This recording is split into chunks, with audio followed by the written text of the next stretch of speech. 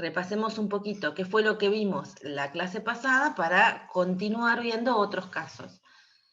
Lo primero que establecimos fueron condiciones para que dos ondas se puedan interferir y lo primero que era que para obtener un patrón estable necesitábamos que pudiéramos distinguir el patrón con claridad, necesitábamos por empezar que la luz fuera monocromática. Pero además, lo que establecimos es que lo que se interferían eran ondas de igual frecuencia. Entonces, en el caso de que la luz o la onda electromagnética fuera policromática, o sea, estuviera compuesta de más de una componente con una dada frecuencia, lo que nos iba a pasar era que cada una de las frecuencias iba a generar su propio patrón de interferencia y se iba a superponer a la otra. Entonces, si por ejemplo utilizábamos luz blanca, nos íbamos a encontrar que esa superposición continua de frecuencias que corresponde a que la luz blanca es policromática no nos iba a dejar ver con claridad la ubicación de máximos y mínimos. Pero bueno, lo más nos importaba acá era que se iban a interferir solamente ondas que tuviesen la misma frecuencia, es decir, ondas monocromáticas. También pedimos coherencia, y ahí lo que habíamos pedido era que dos puntos de una onda son coherentes si guardan una relación de fase constante. O sea, lo que pedíamos era que pudiéramos predecir, conocido un momento, habiendo medido el campo, por ejemplo, en un dado momento, cuánto iba a valer un tiempo después o cuánto iba a valer en una posición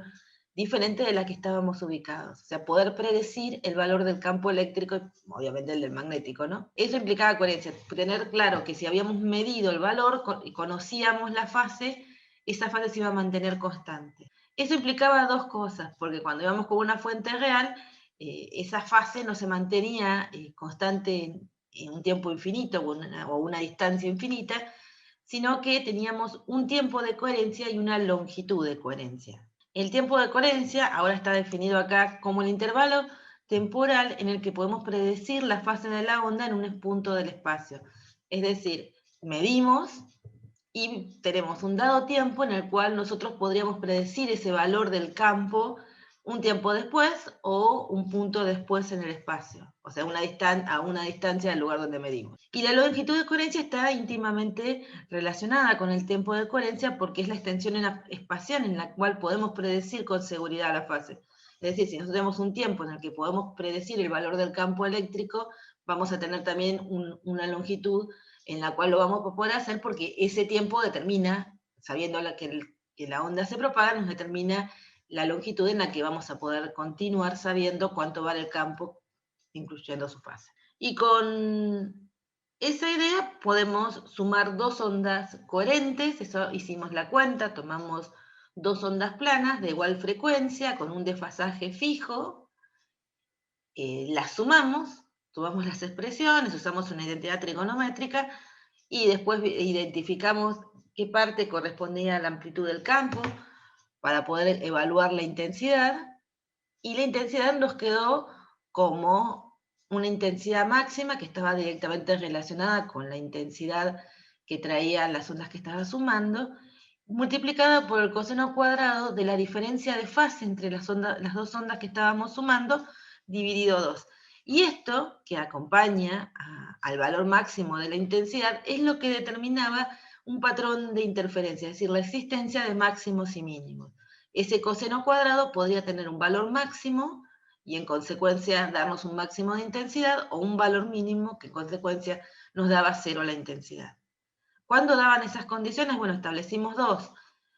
Establecimos la interferencia constructiva, que era el caso en el que coseno diera un valor máximo, y ahí le pedíamos que, coseno cuadrado, que para que el coseno cuadrado de un máximo, el coseno tiene que dar más o menos 1, entonces la diferencia de esta de fase tenía que ser un múltiplo de 2mπ, de modo que cuando ponerlo acá, el argumento del coseno nos quedaba el coseno de un múltiplo de pi, que nos da más o menos 1.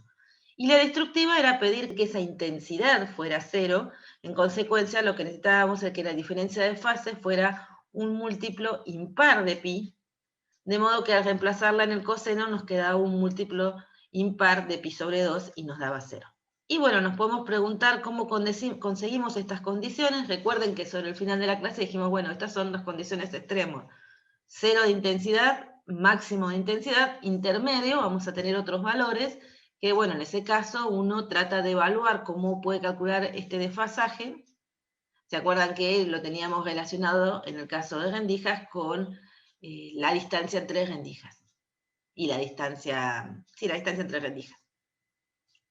Bien, entonces, ¿cómo podemos conseguir estas condiciones? Ya mencioné una, es colocar rendijas. Este era el dibujito que teníamos el otro día, ¿se acuerdan? Estos dos puntos serían dos fuentes coherentes, o, si quieren, son dos rendijas en una plaquita oscura, opaca, que es iluminada, y estas flechas marrones indican los caminos ópticos de la luz que proviene de las dos rendijas, y habíamos conseguido coherencia usando una única fuente. La verdad que también dijimos, ¿no?, que aparte de pedir que la fuente sea coherente, como las fuentes aleatoriamente suelen cambiar su fase, eso determinaba el tiempo de coherencia, la longitud de coherencia, era muy difícil que nosotros pudiéramos controlar que las dos fuentes se comportaran más o menos parecido en un intervalo de tiempo. Era muy difícil hacer coherente a dos fuentes, entonces la opción era utilizar la misma fuente para obtener la luz que se va a interferir, las dos ondas que se van a interferir. Y en consecuencia, una de las opciones era tener dos rendijas en una placa y ver la interferencia de la luz proveniente de las dos rendijas, o de la onda electromagnética proveniente de las dos rendijas. Entonces acá tenemos los caminos ópticos de las dos rendijas, suponíamos que la pantalla estaba muy lejos, entonces esto que en el dibujo original no eran paralelos, sino que se encontraban en un punto, si la pantalla está muy lejos, podemos decir que estos dos son aproximadamente paralelos, y determinar la distancia diferente que recorre en el caso de la rendija 2, de la onda electromagnética proveniente de la rendija 2, en relación a la rendija 1. Acá lo que se ve es que si yo pusiera una pantalla a la derecha, la onda electromagnética que proviene de la rendija 2 tendría que recorrer un camino más largo que está dado por esta longitud. O sea, trazo la perpendicular desde la rendija 1 a la dirección de propagación de la rendija 2, y puedo encontrar que la diferencia de camino entre esas dos es este pedacito de acá, que sabiendo que este es un ángulo que también habíamos identificado, que se formaba, acá no está el dibujo, pero lo habíamos identificado el otro día, que decíamos que todos eran paralelos, ese ángulo era este, a la mitad de la tiran rendijas, podíamos trazar la dirección desde la mitad, y también era este, que iba al punto, ¿no? Y era también este de acá. Bueno, acá es más difícil porque cuando quiero dibujar, me aparece me va a tener que perdonar, ahí. También era hacia. No puedo dibujarles la rayita de abajo porque me aparece un cursor cada vez que me acerco al borde inferior de la pantalla y no me deja dibujar, pero bueno, lo pueden ver ahí. Bueno, la cuestión es que con eso y conociendo esa diferencia de caminos, podíamos traducir esa diferencia de caminos en una diferencia de fase, que es la que acaba de aparecer ahí, donde esta diferencia de camino la dividíamos por lambda para conocer cuántas longitudes de onda me entraban ahí. O sea, si podía ser media, 3/4, un número real de longitudes de onda, o sea, no tiene que ver que ser entero, y lo multiplicábamos por 2pi, y ahí nos daba cuántas veces 2pi se repetía entre las ondas. Entonces, con esa condición, ese phi es phi2 menos phi1, íbamos y obteníamos un patrón muy parecido a lo que apareció acá. Entonces, esta figura lo que tiene es toda la información que necesitamos para pensar en rendijas. Lo primero que se ve son, bueno, el eje horizontal, la variable independiente, lo debemos tener escrito de tres formas, en función de la diferencia de caminos, en función del desfasaje, o en función de la coordenada sobre la pantalla. Ahora vamos a analizar cada caso. El eje Y, bueno, acá lo podemos llamar Y, el eje de la intensidad, o sea, la variable dependiente, y lo que nos va dando es, estamos graficando, Y es igual a I máximo, o sea que esta línea punteada marca la intensidad máxima, y la función es el coseno cuadrado, lo que lo está modulando. Bien, si lo hacemos en función de la diferencia de caminos, lo que vamos a ver es que los máximos de intensidad van a aparecer cuando no están desfasados o cuando están desfasados en una longitud de onda, 2 longitudes de onda, 3 longitudes de onda, sin múltiplos enteros de las longitudes de onda. Recuerden que si nosotros reemplazábamos esta expresión en las condiciones de interferencia constructiva, nos daba que de seno de tita era un múltiplo entero de la longitud de onda. En ángulos de desfasaje, esto se va a cumplir obviamente cuando tenemos múltiplos enteros de 2pi, ¿bien? No sé, un periodo completo. Y en este caso, acá lo que lo tenemos escrito es en función de la coordenada de la pantalla. El 0 es el punto que está inmediatamente enfrente de la posición media de las dos rendijas. Acá estaría el 0, seguimos esta liñita que quise dibujar acá, y acá estaría el 0. Y de ahí medimos, por ejemplo, y positivo hacia arriba y negativo hacia abajo. Bien, entonces eso lo que nos da, este patrón lo tendríamos que dibujar invertido sobre esta posición. Y el 0 estaría ubicado exactamente enfrentado al centro de las dos rendijas. Acá el coso llamaba R, no quise editar todo el dibujo. Esta es la distancia a la pantalla. ¿Se acuerdan que lo que decíamos era, si suponemos la pantalla muy alejada, de modo que estos sean aproximadamente paralelos, el ángulo que forma una recta que une el centro de las rendijas con el punto donde queremos calcular la interferencia es igual al que formarían los dos caminos, las dos direcciones de propagación de las ondas electromagnéticas que provienen de las dos rendijas o de las dos fuentes puntuales. Se van a encontrar en un punto lejos y la distancia de ese punto al centro del patrón, al eje, eso nos da la coordenada y. Entonces, si yo quiero escribir esto en lugar de en función del desfasaje, que sería escribirlo de esta forma, o usando esta expresión, escribirlo en función de la longitud de onda, lo quiero escribir en función de la distancia de L y entre pantalla, rendijas o fuentes, y la distancia I sobre la pantalla, entonces lo que digo es la tangente de θ, ahora sí, es I sobre L, y como esto está muy lejano, el ángulo es pequeño y la tangente de θ se parece a θ, y se parece al seno de θ y se parece al ángulo. Entonces ahí reemplazamos el seno de θ como I sobre L. Y ahí nos queda escrito donde aparecen los máximos en función de la distancia a la pantalla, que acá la llamo R, y la distancia entre rendijas y obviamente la longitud de onda, porque habíamos visto que dependía de la longitud de onda. Bueno, y los mínimos cumplirían la otra condición y podemos hacer un análisis parecido de que corresponde a media longitud de onda, a desfasajes de pi o a que estén a las distancias intermedias, ¿no? Esto dividido 2. Esto sería el repaso de la clase pasada. Otra forma de lograr interferencia, o manteniendo la idea de utilizar la misma fuente, es considerar películas delgadas. O sea, películas delgadas quieren decir que tengamos de alguna forma un medio transparente que es muy finito la película que se formó. Bueno, acá lo que tienen es, por ejemplo, si cae una mancha de nafta o aceite de combustible en el piso, o si esto sería una especie de pompa de jabón. Vieron que seguro hicieron cuando eran chicos, jugar con pompitas de jabón, y cuando se ve la luz del sol incide sobre ellas, uno las ve así de coloridas. Y bueno, también puede ser que esto lo piensen como un recubrimiento en una lente para armar recubrimientos antirreflectantes. Ahora vamos a ver cómo lo logramos o que algo no se transmite. Entonces, para lograr esto, fíjense que se ven unas diferentes colores. Esto tiene que ver con que en esta posición el espesor de la película, del aceite, es tal que la interferencia se da constructivamente, constructivamente se intensifican los tonos de verde. En el caso, por ejemplo, de acá serían los amarillos. Entonces uno puede ir viendo dónde se produce interferencia constructiva y para qué longitud de onda, y puede trabajar para saber cuál es el espesor de la película. Algo similar con la pompa de jabón o con los recubrimientos que hagamos antirreflectantes. Entonces, las películas delgadas, dependiendo de su espesor, pueden producir interferencia destructiva o constructiva de las componentes de la luz que incide sobre ellas. Acá estamos centrando la idea en la luz. Vamos a ver que vamos a hablar todo el tiempo de la luz, pero esto no significa que esta idea no pueda ser aplicada a otras ondas electromagnéticas. Y antes de estudiarlas, lo que tenemos que analizar es quiénes interfieren cuando tenemos una película.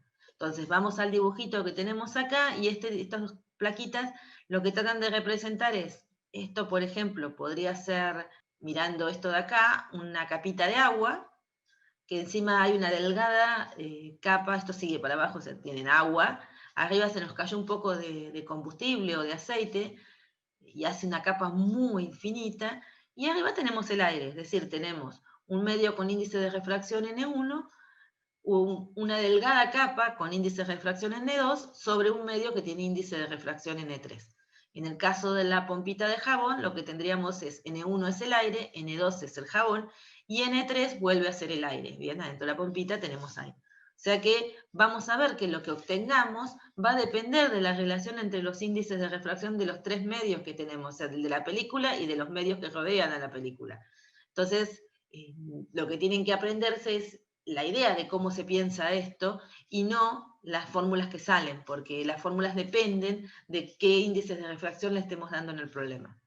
Por ejemplo, si es una película antirreflectante, entonces sería aire, la película y, por ejemplo, el vidrio de una lente. Esto que está indicando acá es el espesor T de la película en la cual vamos a producir, con la cual producimos la interferencia. Viene unas incidentes. Recuerden, siempre vamos a trabajar con incidencia normal, pero para hacer los dibujos no lo hacemos con incidencia normal porque eso nos va a complicar entender qué es lo que pasa. De todas maneras, incidencia normal significa que alguna dispersión de ángulos pequeños vamos a tener, no van a ir todos exactamente perpendiculares. Bueno, viene una onda incidente, trazamos la perpendicular y aplicamos ley de reflexión y de Snell. Entonces, una parte se va a reflejar con el mismo ángulo y otra se va a transmitir con el ángulo que corresponda de acuerdo al índice de refracción de los dos medios. De ahí, la que se transmitió, vamos a trazar de vuelta la perpendicular, porque de vuelta encuentra una interfase con otro medio, una parte se va a transmitir y otra se va a reflejar. La que se reflejó y fue de vuelta hacia la otra interfase, de vuelta al medio desde donde había entrado, volvemos a trazar la perpendicular. Esto se corre un poquito, pero se entiende, creo. Una parte se va a transmitir y otra parte se va a reflejar. Y la que se reflejó finalmente y volvió al medio de abajo, una parte se va a reflejar y otra parte se va a transmitir. ¿Por qué no dibujo la que se reflejó acá? Y porque, fíjense, una parte se transmitió, o sea, que quiere decir que acá la transmitida va a tener menos energía que la que incidió en la primera superficie. Viene esta superficie, una parte se va a transmitir y otra parte se va a reflejar, quiere decir que esta ya tiene menos energía que la incidente, y nuevamente se vuelve a dividir, o sea, mucha menos energía y vuelve a dividirse, con lo cual podría seguir haciendo dibujitos de esto, es decir, bueno, una parte se transmite, otra se refleja, pero la que se refleja acá tiene mucho menor intensidad que la 1 y la 2, así que no la dibujo simplemente porque sería como trabajar con una corrección menor, digamos. Para los efectos me alcanza con quedarme con este dibujo. Una aclaración es que estamos trabajando con medios transparentes y en general las relaciones en índices de refracción con los que van a hacer las cuentas hacen que sea mayor la intensidad de la onda transmitida que de la onda reflejada. Recuerden que es incidencia normal, que acá no entra ángulo de Brewster, que acá no entra reflexión total interna, no estamos trabajando con toda esa fenomenología que estuvimos viendo semanas anteriores. Acá es incidencia normal, es lo más fácil, entonces se va a reflejar una parte y se va a transmitir otra. Si quieren, los coeficientes de Fresnel serían los de incidencia normal, y si hacen la cuenta, si van a las cuentas, buscan los coeficientes de Fresnel para incidencia normal, y usan índices de refracción típicos de películas, o de los que están en la práctica, y del aire, hacen las cuentas, van a ver que la transmitancia siempre es del orden del 90 y pico %, o sea que lo que se refleja es menos del 1%, menos del 10% seguro, está en el 1, 2, es chiquito lo que se refleja. Entonces imagínense que si lo que se transmitió acá fue casi todo transmitido, esta reflexión es débil, si después acá nos vuelve a pasar, en esta reflexión también es débil, comparable con esta, pero débil al fin, se va a transmitir casi todo, así que estas dos son comparables, pero si vemos que esta reflexión se debilitó, vuelve a reflejarse, más débil todavía, y después tengo que ver otra reflexión para ver la tercera onda que saldría al otro medio, y la verdad que sería de intensidad despreciable. Y si quiero ver una onda más que, además de poder reflejarse, vuelva y salga por este lado, también sería de intensidad despreciable. Por eso nos quedamos con 1 y 2, y nos quedamos con 3 y 4. Entonces, ¿quiénes interfieren? Obviamente las ondas que se están propagando en el mismo medio se van los dos frentes de onda se van a interferir, yo podría verlo acá arriba pueden estar mis ojos, bien, y nosotros captamos los frentes de onda interfiriéndose, o una pantalla, y del otro lado, si estuviéramos mirando, por ejemplo, esto fuera el vidrio de una lente con un recubrimiento antirreflectante, y lo estamos mirando desde el otro lado, o con un recubrimiento adecuado para ver una compu, por ejemplo. Vieron que ahora cuando uno se va a hacer los lentes les preguntan, ¿cuántas horas van a estar frente a una compu? Bueno, les conviene este recubrimiento, aquel, el otro, porque se cansa menos la vista. Bueno, también tendría esta idea. Bien, entonces mantenemos esto. Antes de empezar a analizar los desfasajes de las ondas que se interfieren, pregunto, estos caminos que están dibujados acá, las que se reflejan, se transmiten, quienes decidimos que se interfieren, ¿se entendió? ¿Entienden que se van a interferir 1 y 2? Vamos al dibujo de Alan. ¿Y 3 y 4? O sea, o acá arriba por reflexión, porque son las reflejadas las que vamos a mirar, o acá abajo por transmisión, porque son las ondas transmitidas que atravesaron las que vamos a ver. Eso lo pudieron seguir todos estos rayitos que dibujé, toda la idea. Bien, cada vez más tímidos son para hablar. Bien, entonces vamos a ver cómo tenemos que hacer interferir estas dos. Podríamos suponer que estamos lejos, que la fuente que iluminó está muy lejos, llegaron ondas planas, así que se reflejaron y transmitieron ondas planas, y las voy a ver en una pantalla. Entonces, las que yo veo interferirse acá van a ser ondas planas, entonces usamos todas las cuentas que les conté al principio de esta clase que hicimos la semana pasada. Entonces, ¿qué nos importa saber? La diferencia de fase. Porque esa diferencia de fase es la que me da la información si la interferencia va a ser constructiva o destructiva. Y constructiva, qué color se intensifica, qué longitud de onda va a ser la que va a prevalecer en la luz reflejada, o destructiva, qué longitud de onda es la que no vamos a ver, la que se va a debilitar en la luz reflejada. Entonces, empecemos pensando que tenemos que calcular las diferencias de fase.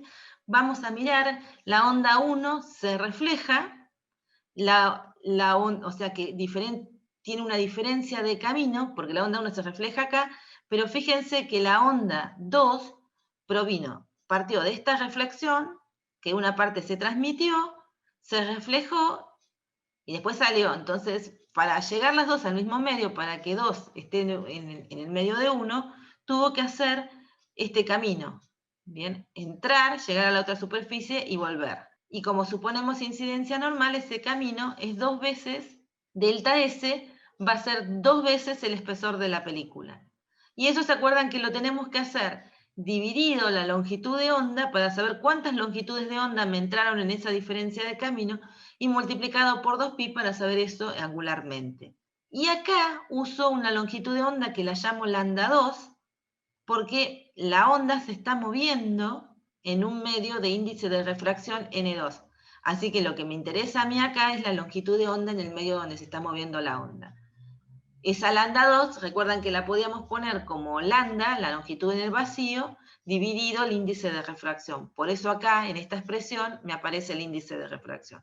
Entonces esta expresión tiene 2t como diferencia de camino de la onda 2 respecto a la 1, dividido lambda 2, que es lambda sobre n2, por eso aparece lambda dividido y n2 multiplicado, que es la longitud de onda de la onda en la que se está propagando esa onda 2 por 2pi, para sacar la diferencia angular.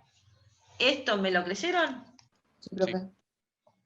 Bueno, entonces, ahí dicen, bueno, está bien, si yo voy acá, la diferencia de caminos hasta ahora es idéntico a lo que hicimos con rendijas, vamos bien, pero se nos agrega un poquito más, porque además de lo que tenía, de esta diferencia de caminos, que a Φ1 le podemos poner 0 y Φ2 es esta, entonces digamos Φ2 menos Φ1 me daría este desfasaje por diferencia de camino óptico, nos aparece un desfasaje que se introduce por reflexión.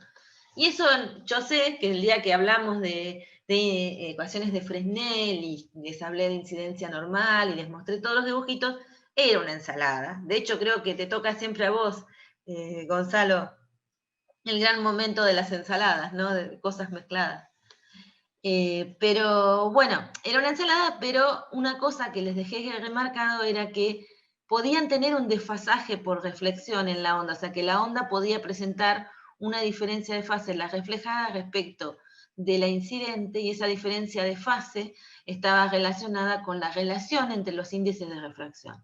Para incidencia normal, lo que nos ocurría era que si queríamos entrar a un medio de mayor índice de refracción, en el caso de incidencia normal, que ahí no teníamos que distinguir la polarización, ¿se acuerdan que ahí tuvimos que hacer un montón de cuentas de para dónde iba la polarización, pero dijimos, en incidencia normal no sé cuál es el plano de incidencia, entonces no tengo perpendicular plano de incidencia. Para el plano de incidencia normal, la expresión vale para las dos opciones de polarización, y en ese caso de incidencia normal, la cuenta nos daba que había un desfasaje de pi si entrábamos a un índice de refracción mayor. Así que para poder saber si tenemos o no desfasajes por reflexión, cada vez que alguna de estas ondas se reflejó, tenemos que, en este caso tenemos una reflexión para la onda 1 acá, y en la otra tenemos que seguirla porque tenemos transmitida nos introducían desfasajes, pero acá hay una reflexión, bien, y después cuando llegamos acá seguimos a la transmitida, nos vamos a tener que preocupar para la onda 2 por la reflexión que tenemos acá. Cuestión es que no puedo decir si va a haber un desfasaje de pi, adicionar por reflexión, si no sé la relación entre los índices de refracción de los tres medios que voy a considerar. Y es ahí donde aparece esto que les digo, lo que voy a obtener va a depender de la relación de índices. En consecuencia, aprendan cómo se hace la cuenta y repítanla y no traten de recordar la expresión porque la expresión depende de la relación de índices. Si se la cambian en el problema, va a estar mal. En el caso particular de acá, elijo que N1 es más chico que N2, que es más chico que N3. Bien, ese sería el ejemplo que voy a elegir yo. Recuerden que si ustedes quieren hacer otro, lo que pueden hacer es ir mirando qué hice yo acá y repetir la idea, pero para la relación de índices que le corresponda, y de ahí van a sacar los desfasajes por reflexión, si corresponden o no, y de ahí van a sacar la cuenta. Bueno, entonces, en ambas ondas hay un desfasaje de pi y pregunto por qué. La onda 1 tiene un desfasaje de pi, la onda 2, que provenía de una transmitida, o sea que ahí no hay desfasaje, llega a este punto, tengo que decidir si le pongo un desfasaje, porque voy a seguir a la reflejada. Después, como sigo a la transmitida, en este punto no tengo desfasaje con qué preocuparme. Así que la onda 1 tendría un desfasaje de pi acá y la onda 2 tendría un desfasaje de pi acá. ¿Está bien que eso ocurra? Sí, porque en ambos casos la onda incidente pasa de un medio de índice menor a uno de mayor. Claro, en los dos casos, ¿no? Por como yo elegí, la onda 1, cuando se refleja, intentaba entrar al índice de refracción 2, que es mayor, y si seguimos para verla la onda 2, cuando se reflejó en su camino, se reflejó en esta superficie, estaba intentando entrar a N3, que también era mayor. Entonces, ambas tienen un desfasaje de pi por reflexión. Entonces, Φ1, en la fase de la onda 1, le pondríamos un pi respecto de la incidente, y Φ2 respecto de la incidente tendría la diferencia de caminos ópticos con respecto a la Φ1, más el desfasaje de pi producido por la reflexión. Ahora sí puedo hacer la cuenta, y ese es el desfasaje que entraría en esa expresión de intensidad por el coseno de Φ2 menos Φ1 sobre 2. O sea, esa es la que entra, ese desfasaje es el que entra en la expresión del coseno, el que me va a decir si tengo interferencia constructiva o destructiva. Entonces, lo que sigue acá, si fuera un problema, bueno, ahí es escrito la expresión que les estaba describiendo, pero lo que sigue acá, si es un problema, es preguntarse qué le pregunta el problema. Por ejemplo, qué tipo de interferencia tengo que considerar. Si nos interesa el color predominante, lo que voy a pensar es en la constructiva. Bien, si nos interesa qué longitud de onda se fortalece o qué color se ve, muchas veces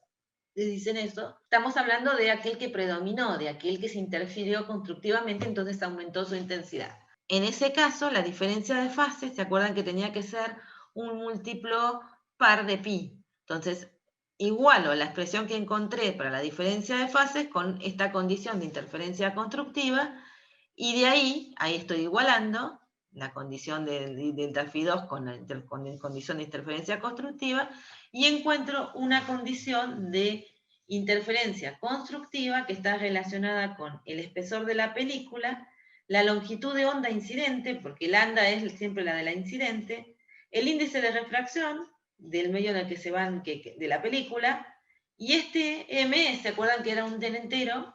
Que en principio, mirando esta expresión, ¿qué valores puede tomar M? ¿Puede tomar valor 0, por ejemplo? Porque M es un entero, podría ser positivo, negativo o 0. Tengo que decidir si es un entero o es un natural. ¿Recuerdan? Porque esto era 2mpi, múltiplos pares de pi. Ahora, ¿qué múltiplos pares de pi puedo conseguir? Cuando acomodo esta expresión relacionándola con el espesor, la longitud de onda, el índice de refracción, tengo que ver qué valores de m verifican esta ecuación. Entonces, la primera pregunta es, ¿puede ser m igual a 0? No, porque T o N tendría que ser 0, ¿no? Claro, no tendríamos película. Entonces, m igual a 0 en este caso no. Cuando empezamos a hablar de interferencia, yo les dije, bueno, m tienen que mirar qué valores puede tomar. Eran por estas cosas, ¿no? Es un entero, sí es cierto, pero miren en el contexto qué valores puede tomar. Acá, como dijeron recién, m igual a 0 no puede ser porque nos daría un espesor nulo o un índice de refracción igual a 0, o sea, no habría película ahí. No, o sea, así que no, 0 no. ¿Y negativo? ¿M puede ser un entero negativo? No.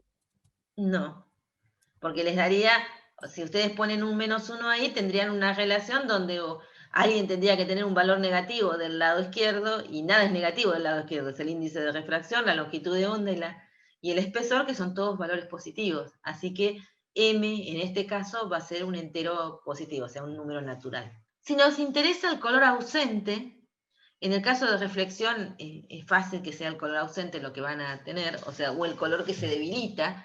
Lo que necesitamos es una interferencia destructiva. ¿Por qué hago este comentario del color ausente y después hago como entre comillitas, digo el que se debilita? Porque en realidad la intensidad de la onda 1 y la intensidad de la onda 2 no es igual, es muy parecida. Depende de los índices de refracción. Podrían hacer las cuentas con los coeficientes de Fresnel y comparar las intensidades de la onda 1 con la onda 2, haciendo cuentitas, podrían, viendo esta relación de índices, podrían ir y ver, ¿se acuerdan que los coeficientes de Fresnel les servían para calcular la transmitancia y la reflectancia? Si calculan las reflectancias, pueden ver cuánto de la onda incidente se llevó la 1, cuánto tiene la 2 de esa onda incidente, pueden hacer la cuenta y llegar. Bueno, en estas generalmente son muy parecidos lo que lleva la onda 1 respecto de lo que lleva la onda 2, entonces la intensidad se va a debilitar bastante, va a ser prácticamente 0 si interfieren destructivamente. No les va a pasar eso cuando lo hagan por transmisión.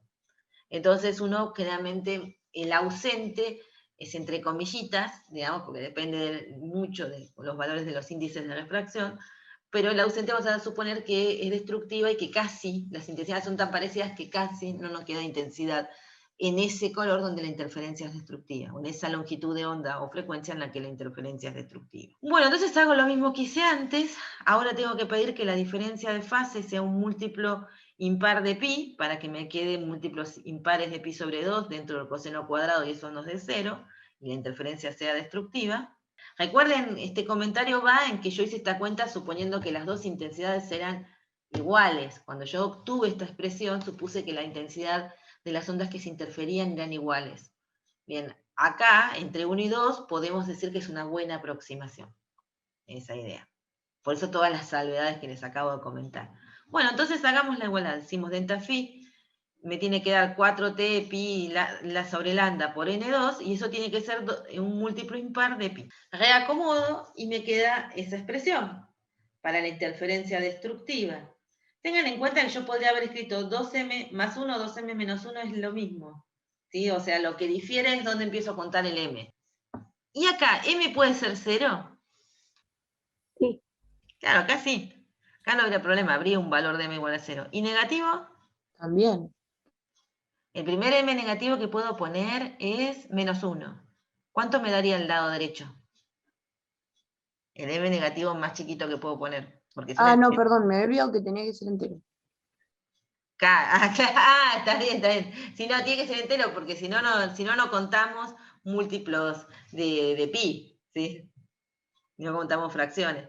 De pi eso no nos sirve para la interferencia. Está bien, si m es menos 1, nos daría menos 2. Más 1 nos quedaría un menos 1 de un lado, o sea, un número negativo del lado derecho y un número positivo del lado izquierdo. Y en consecuencia no tendría sentido. Así que acá m puede partir desde 0, por ejemplo. Si yo hubiese puesto en esta expresión que está acá, hubiese escrito el número impar como 2m menos 1, entonces m no podría ser 0, ¿bien? Pero arrancaría, todas las cuentas me darían todo lo mismo, porque es un tema de cómo escribí esto. El m es intrascendente, salvo que tengo que saber cuál me da el valor mínimo del espesor, o cuál me da el más chico posible que puedo poner, y van a ver que elijan un más, un menos 1 acá, la ecuación a la que llegan para el valor más chico posible debe ser el mismo. Pero bueno, ahí tenemos interferencia constructiva, color predominante, interferencia destructiva, color que está ausente o que se debilita mucho. Y ahora tenemos que ver la interferencia por transmisión, o sea, la interferencia de 3 y 4. Bien, estamos mirando acá abajo. Mantenemos la relación de índices de refracción que usamos para ver la interferencia de 1 y 2, por eso lo vuelvo a escribir acá. La diferencia de caminos digo que es 2T, que es la interferencia entre 3, la diferencia de caminos entre la onda 3 y la onda 4, y que es de la onda 4. ¿Eso cómo lo podemos interpretar? Fíjense que ahora tengo que mirar desde este momento. Entonces, la onda 3 salió acá. Supónganse que a esta le ponemos una fase de 0, por decir algo.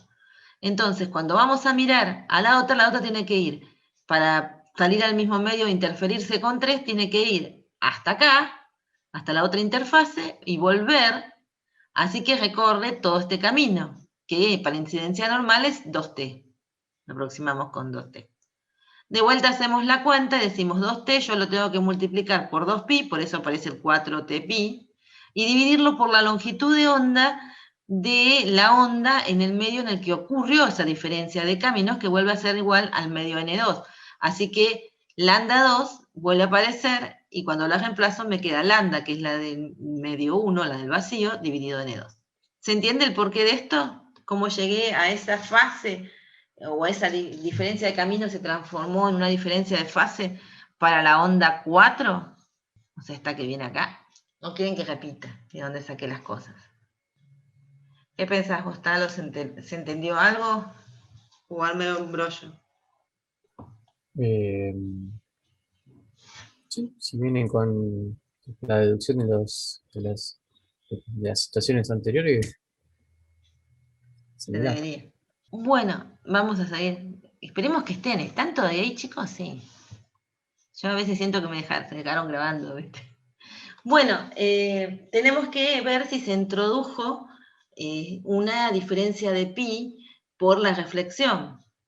Entonces, digo que hay una diferencia de pi, pero pregunto en cuál superficie. Vamos con la onda 3. ¿Tengo que sumarle a la onda 3 una diferencia de pi por reflexión? Cuando sigo el camino de la onda 3, ¿sigo reflejadas o transmitidas? Vengo acá, sigo por acá y sigo por acá. ¿Qué estoy siguiendo? ¿Reflejadas o transmitidas? ¿Transmitidas? Estoy siguiendo transmitidas. Entonces, si sigo transmitidas, esa no va a tener desfasajes por reflexión porque seguía la transmitida. ¿Bien? Vamos por la onda 4. Bien, la seguimos desde acá. ¿Acá qué sigo? ¿A la transmitida o a la reflejada? Para llegar hasta el punto 4. La reflejada. La reflejada. ¿Le pongo un desfasaje de pi ahí o no le pongo? Sí, porque la incidente pasa de un índice menor a uno mayor. Perfecto, ahí tengo un pi. Voy a este punto. ¿Sigo a quién? A la reflejada, como en el caso anterior, porque tengo que ir para este lado. ¿Le pongo un desfasaje de pi acá? ¿A la reflejada? No. No, porque estoy intentando entrar a un índice menor. Cuando voy acá, ¿a quién sigo? ¿Reflejada o transmitida? Transmitida. Así que con esa no me preocupo.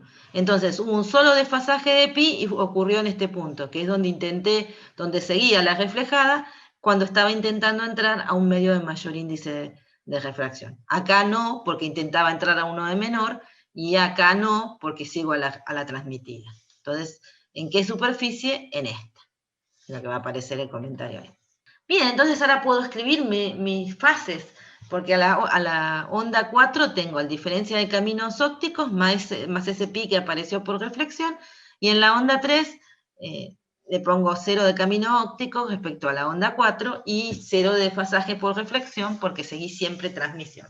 Bueno, ahora ya hago la cuenta, que es Φ4 menos Φ3, bien, sería lo que se va introducido en ese coseno cuadrado que tenía hoy, lo tengo escrito ahí. Y voy de vuelta a las condiciones. Si la interferencia es constructiva, igualo Φ4 menos Φ3 a 2mπ para que sea la interferencia constructiva. Y ahí lo que me queda es acomodar la expresión. Ahí simplifiqué unas pi y acomodé la expresión.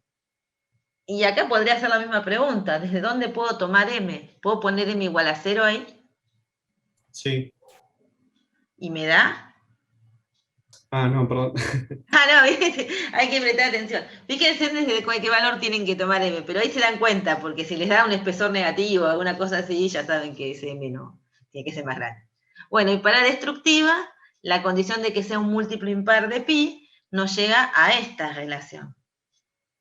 Y esta relación, sobre todo la de abajo, la de arriba es la misma, no se ve tan familiar, pero la de abajo es una que obtuvimos hace un ratito. Entonces, si miran, van a ver que si yo miro la interferencia de este set de 3 películas por reflexión, obtengo constructiva con esta ecuación y destructiva con esta. Bueno, acá lo que hice fue, ¿se acuerdan que les dije en esta expresión que yo podía escribirla como más 1 o menos 1 y daba lo mismo? Lo que me cambiaba era de dónde empezaba a contar el m. Yo acá elegí escribirla con más 1, pero si la hubiera elegido el escribir con m menos 1, podía escribirla de esta forma. O sea, tendría que haber sido más astuta y haberla escrito con el menos 1. Eso lo que determina es que no puedo, o sea, cuando tenía el más 1 podía empezar a contar con m de 0, el valor más chiquito de m era 0, pero me daba la expresión, si yo ponía 0, con el más 1 me quedaba 4t sobre lambda n2 igual a 1, y en este caso tenemos que empezar a contar con, desde m igual a 1, porque si me da 0 me da negativo, entonces pongo m igual a 1, y esto me queda 4t sobre lambda n2 igual a 1. O sea que esta condición y la que está del otro lado, lo único que difiere es en dónde empiezo a contar el m, pero no importa, porque a mí lo que me importa es qué ecuaciones me van apareciendo. Bueno, y para la transmisión acabo de obtenerlas invertidas, es constructiva para la misma condición en la que reflexión me daba destructiva, y destructiva para la misma condición en la que reflexión me daba constructiva. Es decir, más allá de que estas expresiones específicas que acabo de obtener obedecían a una relación específica de los índices de refracción, como la que sugerí, ustedes pueden probar con otras relaciones de índices de refracción y ver las expresiones que obtienen, y van a ver que tienen esta simetría, que lo que se interfiere constructivamente por reflexión lo va a hacer destructivamente por transmisión, y viceversa.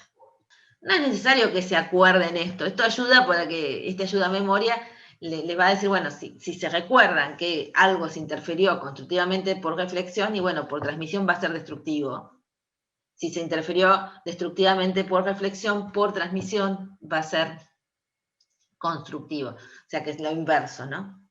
Y ahí les dejo escrito para que no se lo olviden, por si no lo remarqué la suficiente cantidad de veces, que las condiciones que yo obtuve, las obtenidas recién, no son generales, dependen de los índices de refracción de los medios que rodean la película, pero la afirmación, esta que tenemos acá, que le falta la estrellita, sí lo es. Esta sí es general, aunque estas relaciones específicamente pueden variar, depende de la relación de índices.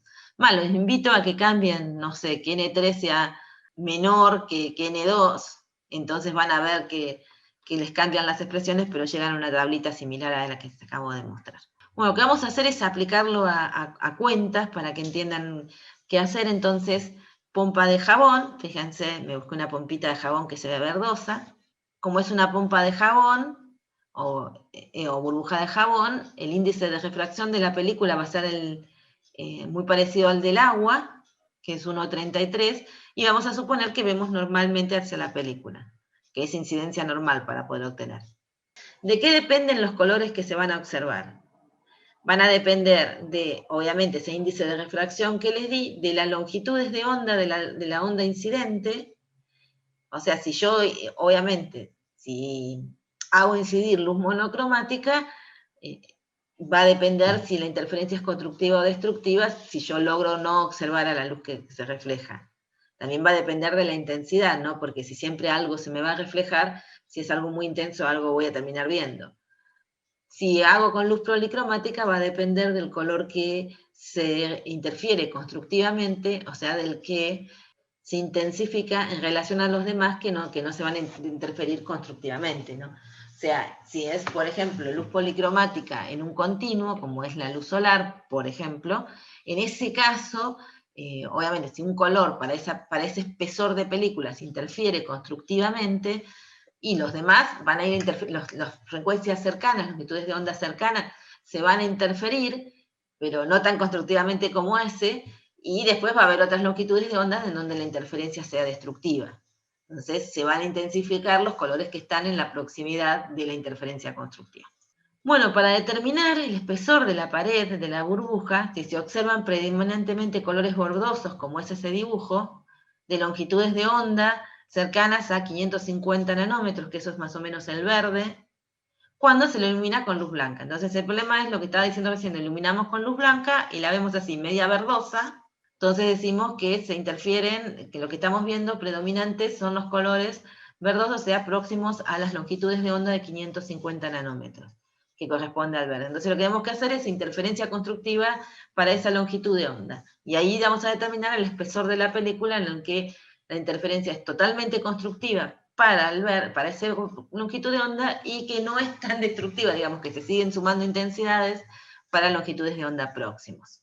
En la diferencia de caminos, como estamos mirando por reflexión, estamos fuera de la pompa de jabón, vamos a ver la interferencia entre las dos ondas, la 1 y la 2, es la cuenta que hicimos al principio. La diferencia de caminos es 2 veces el espesor de la película. La diferencia de caminos escrito en función de diferencia de fase, de vuelta es 2 veces el espesor por 2pi sobre la longitud de onda en el medio donde se está propagando la onda, donde se produjo la diferencia de camino, o sea que es lambda sobre n, ahí aparece el n de la película, y le tengo que acá sería, si quieren escribirlo mejor, sería un n2, y le tengo que ver si le sumo o no diferencia de fase por reflexión. Entonces tenemos que seguir a la onda 2, y en este primer medio sigo a la transmitida. Bien, ahora sí. En este primer medio sigo a la transmitida no le tengo que poner diferencia de fase, llego a este punto de acá que estoy marcando con el puntero y les pregunto, ¿tengo que poner diferencia de fase en este punto de acá? Cuando intento salir de la pompa de jabón y meterme en el interior de la pompa, que ahí tendría aire nuevamente. No. No. Y cuando llego a la otra superficie ya para salir de la pompa de jabón, para volver al medio desde donde estoy mirando, ¿a quién estoy siguiendo? ¿A la reflejada o a la transmitida? A la transmitida. Así que tampoco. Entonces este 0 obedece a que acá seguía la transmitida, así que no pongo desfasaje. Acá intenté entrar a un índice menor, no pongo desfasaje por reflexión. Y acá seguía la transmitida, así que no pongo desfasaje porque es una transmitida. Entonces, en diferencia de caminos es esta. Fíjense que este caso, si bien arranqué diciendo es parecido en la parte de la diferencia de caminos, difiere, al de tener diferente relación de índices de refracción, difiere del anterior en que no le sumo pi. Bueno, a la otra onda sí le sumo pi. ¿Por qué? Porque yo ahora cuando miro la onda 1, me estoy reflejando en este punto, y en este punto estaba intentando entrar al jabón, así que tengo un índice de refracción mayor y estoy siguiendo a la reflejada. Entonces cuando hago la diferencia de Φ2 menos Φ1, me queda esta expresión. Y como quiero ver los colores que predominan, lo tengo que poner igualado a la condición de interferencia constructiva. De acá simplifico pi y acomodo un poco la expresión. Esperen que fue muy rápido. Fíjense que me queda 4tn sobre lambda, nos quedaría 2m menos 1, más 1, perdón. Y ahí despejo el espesor, que era lo que me estaban preguntando. Fíjense que paso el más 1, entonces me aparecen 12m más 1, multiplico por lambda dividido por 4n. Entonces esta es la expresión del espesor. Bueno, acá hice la cuenta, lambda sobre 4n, 103,38 nanómetros, es la cuenta de lambda sobre 4n. Por 12m más 1. Entonces, acá ya pongo que puedo elegir el valor de 0. Fíjense que 0 me da la expresión del paréntesis, me da un 1, así que tengo un primer espesor posible. Después podría tener m igual a 1 y me daría otro espesor posible, m igual a 2, y así tendría muchos espesores posibles que me cumplen de acuerdo a los valores de m. porque m no puede ser negativo. O sea, el 0 me lo dejó, o sea, al final terminé en los enteros positivos, y dejo la pregunta esta para ver si me siguieron hasta acá. ¿Por qué no puedo poner en esa relación m negativos? Si pongo m negativos, por ejemplo, m igual a -1, ¿qué valor de espesor me da? Claro, te da negativos por lo que veníamos hablando antes. Claro. O sea, acá es lo mismo que estuvimos hablando ahora en una relación real. O sea, quiero calcular el espesor. Si pongo -1 ahí, -2, -3, me da un espesor negativo. Obviamente no corresponde. Entonces, por eso puse esta condición. Tenemos varios espesores. ¿Cuál es el mínimo? Cuando m es 0. Claro, el de m0, el más chiquito m que puedo elegir. ¿Qué determina el máximo espesor? ¿Hasta dónde puedo meterle m a esa cosa? Porque yo podría seguir M2, 3, 4, 1000, 5000, y me seguirían dando valores de espesor, pero ¿por qué en algún momento corto y digo, bueno, hasta acá llegué?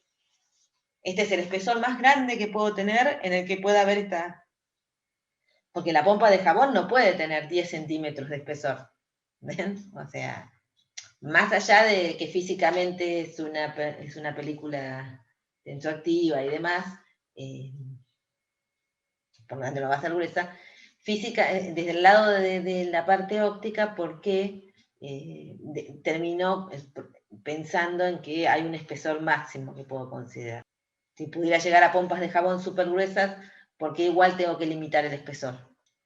Recuerden que cuando empecé la clase hoy, lo que les dije era que teníamos que tener coherencia, o sea, que teníamos que asegurar que las ondas que se interfieren mantenían una diferencia de fase constante entre ellas, de modo de poder sumarlas y hacer toda esta cuenta con las diferencias de fase, que yo estoy asumiendo que las mantengo constantes en el tiempo. Entonces, si yo llego a un espesor muy grande, no voy a poder asegurar, porque supero la longitud de coherencia, supero la capacidad de predecir el valor del campo a una dada distancia, porque estoy más lejos que la longitud de coherencia, esa que hablamos al principio de la clase. Entonces, lo que me limita el espesor de esta película es la longitud de coherencia, esa longitud en la que yo puedo predecir, conociendo la fase en un punto, cuánto va a valer en otro. Si el espesor es muy grande, voy a perder la posibilidad de predecir las fases. Por ejemplo, si estoy entre esta y quiero ver la fase acá, supónganse, o acá, si este espesor es muy grande, voy a perder la posibilidad de predecir la fase que tendría acá, siguiendo todas las ondas, porque supere la longitud de coherencia. ¿Bien? O así un poquito más y por ahí consigo respuesta. ¿Qué color se debilita más en la luz transmitida? Asuman que en este caso nosotros estaríamos dentro de la pompa de jabón y podríamos ver hacia el exterior y ver, bueno, que no vamos a ver los colores con exactitud, vamos a ver distorsionados porque hay colores que se debilitan y colores que se intensifican al atravesar la pompa de jabón. Entonces vamos a ver cuál es la que se debilita más. Entonces de vuelta volvemos a hacer lo de la diferencia de caminos ópticos, pero como es por transmisión va entre 3 y 4. Acá de vuelta nos queda que esa diferencia de caminos para incidencia normal, que era 2 veces el espesor de la película, lo tengo que multiplicar por 2pi y dividirlo por la longitud de onda de la onda en esa película, que es lambda sobre n, en este caso n2, ahora lo vuelvo a arreglar, y dice que no hay desfasajes por reflexión en 3 ni en 4. A ver si aprendimos a ver lo de los desfasajes por reflexión. ¿Es cierto? ¿No hay desfasajes por reflexión en 3 ni en 4? Más allá de que lo digo yo. Y aparte saben que me equivoco, o sea que podría ser que está mal esto. Veamos la onda 3. La onda 3 proviene de una sucesión de transmisiones. Sigo a la transmitida, sigo a la transmitida. Así que ahí es cierto, tengo razón. A la onda 3 no le tengo que poner reflexión, desfasaje por reflexión. Y la onda 4, acá sigo a la transmitida, llego a este punto, acá es donde se separan las dos ondas. En este punto sigo a la reflejada. ¿Hay un desfasaje de la onda que va a construir a la onda 4 en este punto que estoy marcando? Recuerden que es pompa de jabón de índice de refracción 1,33 rodeada de aire. De índice de refracción 1. Adentro de la pompa de jabón aire, fuera de la pompa de jabón aire. ¿Hay un desfasaje por reflexión en ese punto que estoy marcando ahora con el puntero? No. No. Estoy intentando ir al aire desde la pompa de jabón, así que no. Bueno, sigamos la onda. ¿Y acá? Porque acá seguimos la reflejada, dijimos que no. Seguimos, acá volvemos a este punto que estoy marcando ahora, voy a seguir de vuelta a la reflejada, así que me tengo que fijar si la reflejada le tengo que sumar un desfasaje de pi. En ese punto ahora que estoy marcando, ¿hay un desfasaje por reflexión? Tampoco, porque son los mismos medios. Claro, estoy tratando de entrar al aire de vuelta, así que no. Y después sigo a las transmitidas. Después de que pasé esta reflexión, acá sigo a la transmitida, así que ya no. Así que no le tengo que sumar desfasajes. Entonces, Φ4 menos Φ3 tiene 0, porque no tiene ni por diferencia de caminos ni por reflexión, y Φ4 tiene el valor que le daba por reflexión. Ah, le pongo el índice 2, esta cosita. Después ustedes saben que la clase que les subo está corregida. Pero no el video, pero sí el... Estoy poniendo 2 en todos lados.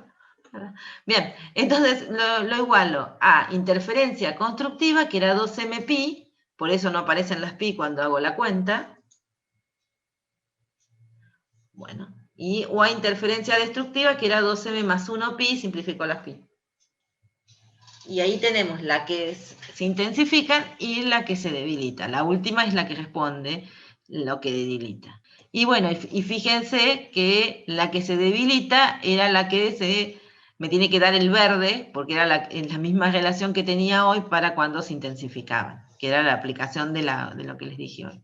Supongamos que no conocemos lambda, que en este problema no me dieron la longitud de onda, sino que me dijeron cuál era el espesor de la película. O sea, acá acabamos de invertir el problema, o sea, tenemos estas expresiones, o sea, todo el análisis de la película, qué índice de refracción, todo esto va, pero el dato que me dan no es la longitud lambda, sino que esté. Bien, porque acá en esta expresión yo podía sacar que era el verde el que se debilitaba, porque yo ya sabía cuánto, bueno, del problema anterior sabía cuál era la longitud que se intensificaba por reflexión.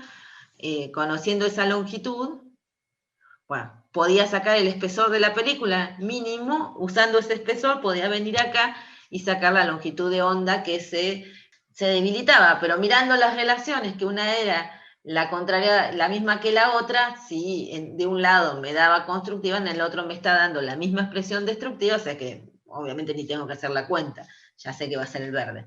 Pero bueno, si quisiera hacer la cuenta, uso el espesor que obtuve y el m más chico, o sea, uso el espesor y su m, digamos, elijo el espesor más pequeño, entonces tengo que elegir el m que me dé el valor de espesor más pequeño, y reemplazando acá sacaría que es lambda la verde, lo cual era obvio, pues tenía que cumplirse. Pero ahora acabamos de invertir el problema, y en lugar de darnos lambda, me dan el espesor de la película, me dicen que la película tiene este espesor, y me preguntan cuál es la longitud de onda que se observa predominantemente por reflexión. Entonces lo que tengo que hacer es a la condición de reflexión, como es la que se observa predominantemente, es la constructiva. Fíjense que acá podemos ver esta porque por reflexión es justo esta, la constructiva.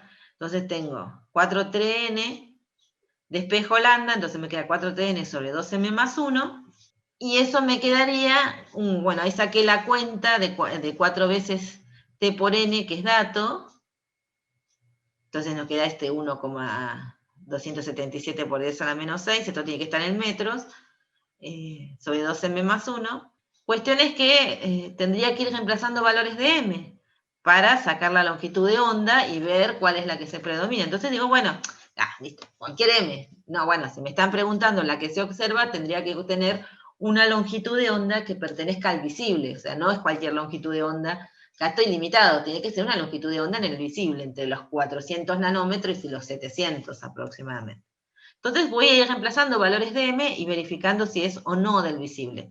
Si pongo m igual a 0, me queda lambda sobre 4tn sobre 1, me da 1277 por 10 a la menos 6 nanómetros, perdón, me da 1,277 por 10 a la menos 6, que lo puedo escribir como 1277 nanómetros, bien, porque si lo pongo como 1200, esto me daría 10 a la menos 9, y eso es nanómetros.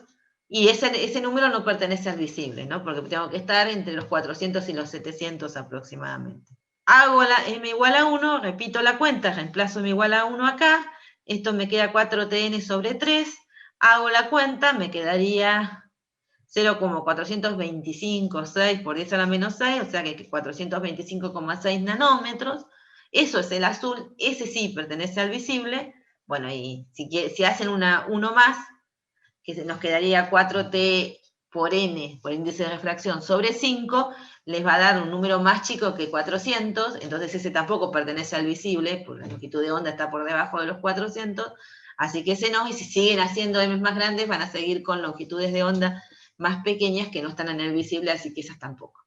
Podría ser si nos preguntan por alguna radiación electromagnética, pero no estaría correspondiendo a observar la luz, como sería el problema que estamos tratando. Entonces nosotros tenemos que ver en qué rango de longitudes de onda o frecuencia yo me quiero mover para saber qué espesor es el que me interesa, o sea, cuál espesor, o para ese espesor, cuál longitud de onda es la que se queda, digamos. Esto que dimos vuelta al problema, ¿pudieron entender cuál era la lógica? Antes de avanzar en lo que sigue.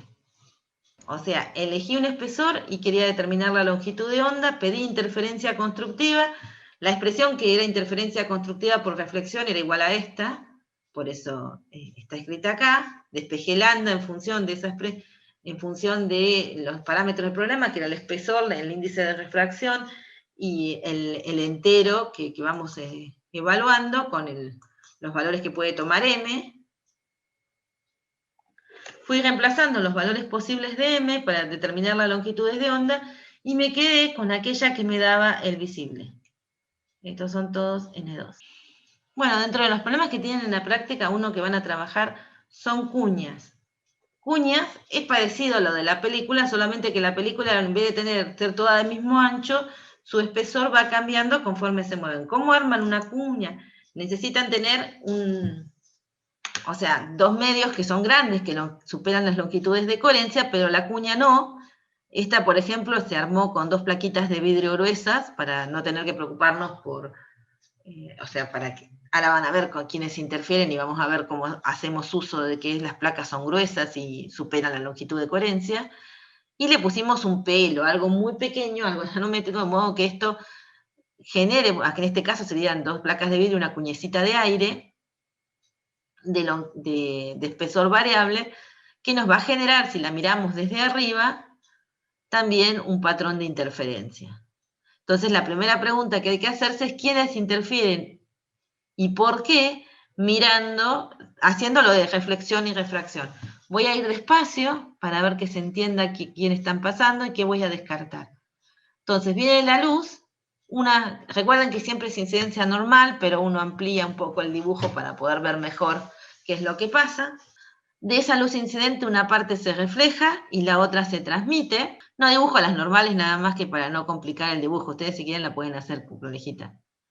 Después, de la que se transmitió, una llega a esta superficie, una parte se refleja, otra parte se transmite hacia la cuña.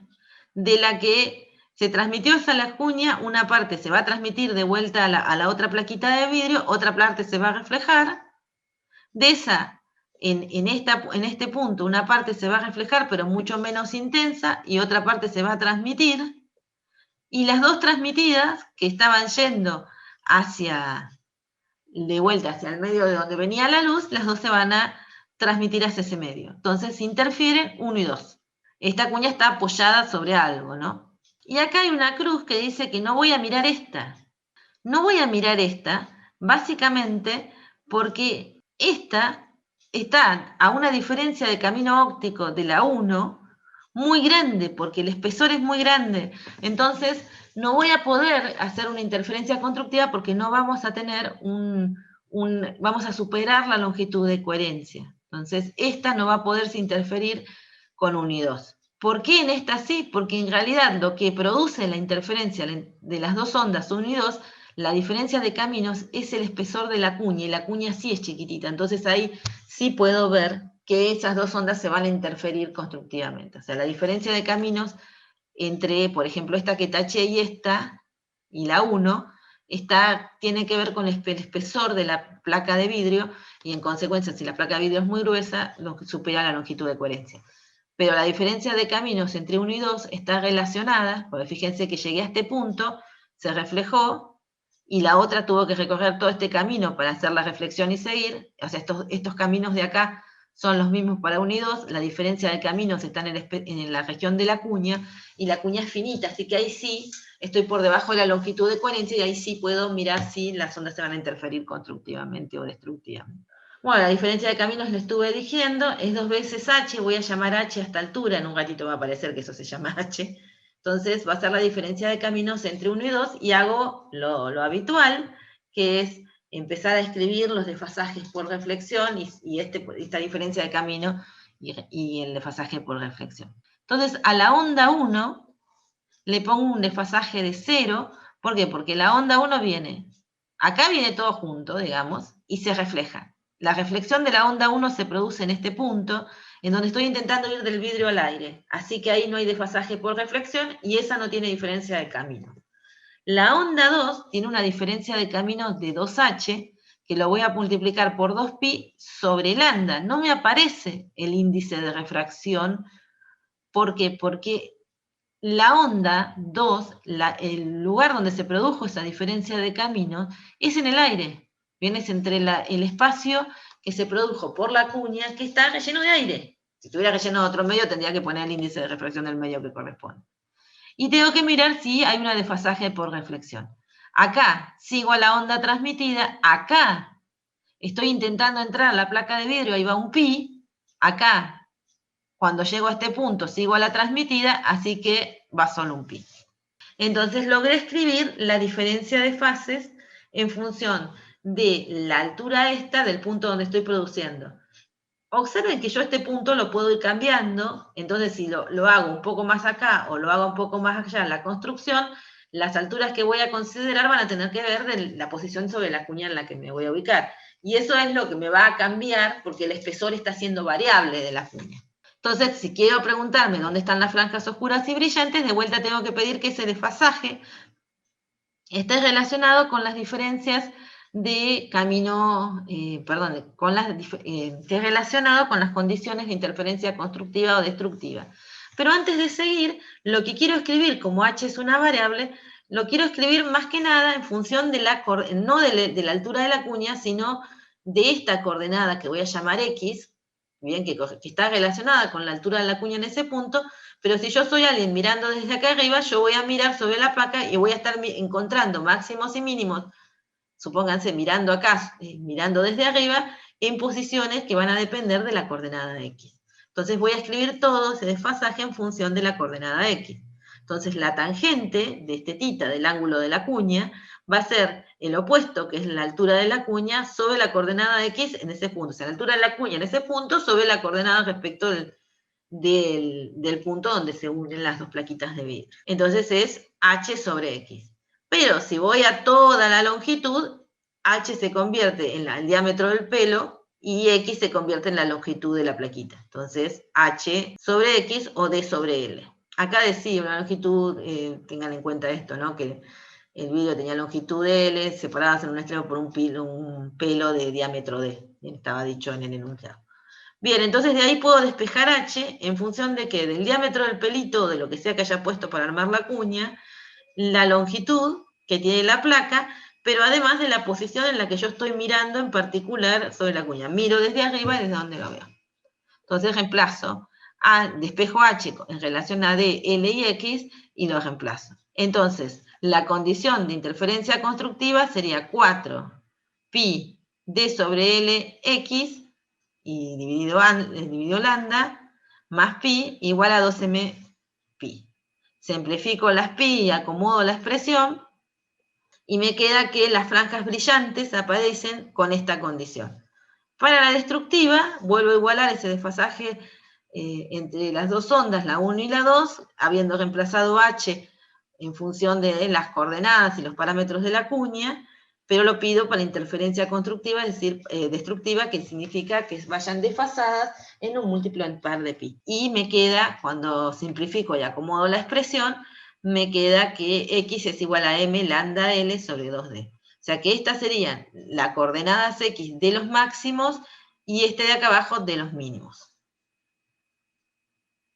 Y bueno, de ahí nos pueden, o sea, hice lo mismo, solamente que ahora tuve que trabajar un poco más en cómo escribir ese desfasaje en función de parámetros de la cuña, y sobre todo de la coordenada X, que es desde donde yo miro arriba y voy a ver dónde está la franja brillante y la oscura. Entonces le pueden preguntar si el vértice de la cuña, este punto de acá, será una franja oscura y brillante.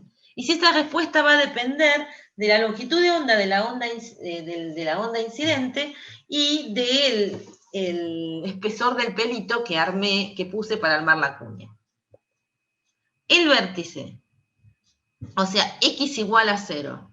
¿Cuál de las dos relaciones cumple? ¿Cuál de las dos relaciones tiene sentido poner X igual a 0? Puedo obtener el valor de X igual a 0. ¿En la constructiva? A ver, ¿qué valor de M pones? Ah, no. En la Bueno, otra. pongo M igual a 0, me da una X negativa, no, porque el vértice arranca en 0. Pongo M igual a 1, me quedaría una vez lambda L sobre 4D, 2, o sea, no es que puedo despejar cualquier M, son enteros. Si pongo M negativo, obviamente me da un X negativo, así que no. Así que la primera no me da posibilidades de encontrar un X igual a 0. La segunda sí, la segunda yo pongo M igual a 0 y me da X igual a 0. Así que la condición que yo puedo hacer cumplir en X igual a 0 es la de destructiva. Y no me queda en función de nada, ni de lambda ni de D, porque pongo M igual a 0, me da X igual a 0, o sea, no me queda dependiente de nada. Me pueden preguntar si las franjas son X espaciadas, si hago el mismo truquito que hicimos en la clase anterior, hago la cuenta de la diferencia en coordenadas entre dos franjas sucesivas.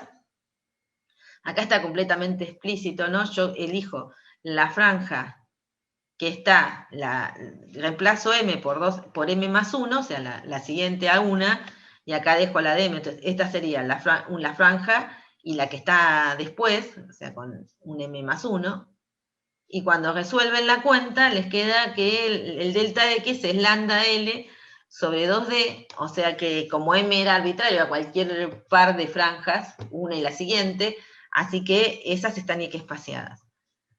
Y cuando lo hacemos para las otras, que sería oscuro, el B es de brillante y el O es de oscuro, el delta X tengo que usar esta relación de acá, es más fácil de ver la expresión porque reemplazo M por M más 1, menos la franja M, hago la cuenta y me queda lo mismo. O sea que estas franjas, tanto oscuras como brillantes, están X espaciadas. Los centros de las franjas oscuras y los centros de las franjas brillantes, entre sí están separados la misma distancia.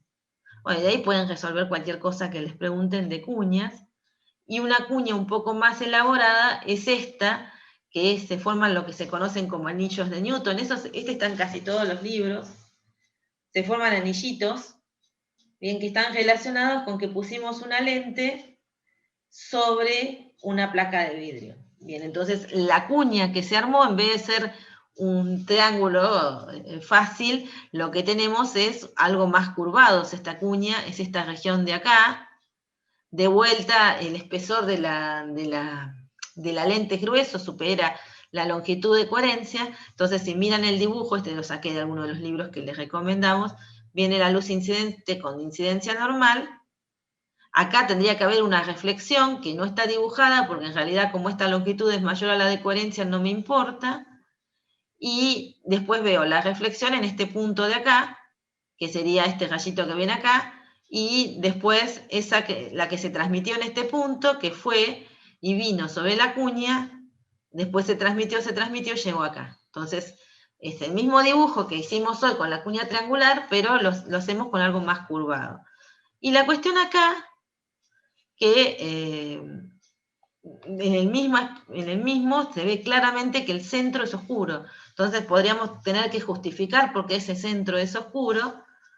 Entonces una cosa es, porque es un punto en el que la diferencia de fase por camino óptico es 0, bien, fíjense que acá la cuña, el centro, están en contacto, no hay diferencia de camino óptico, esto se hizo 0 en este punto, pero si miramos La onda 1, si la dibujamos acá, se refleja, pero Φ1 es igual a 1, me parece que es Φ2, ¿no? A ver.